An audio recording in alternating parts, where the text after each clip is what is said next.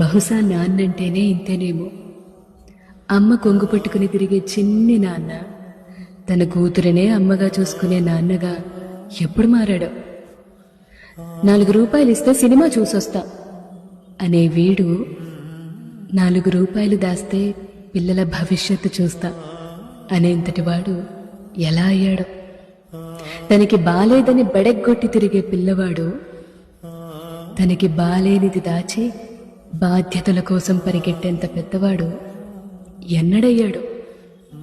ఆ అమ్మాయి వెంట అల్లరి చేస్తూ తిరిగే తొంటరోడు ఏ ఆపద బిడ్డల దరిదాపుల్లోకి కూడా రానివ్వని సైనికుడిగా ఎప్పుడు మారాడో.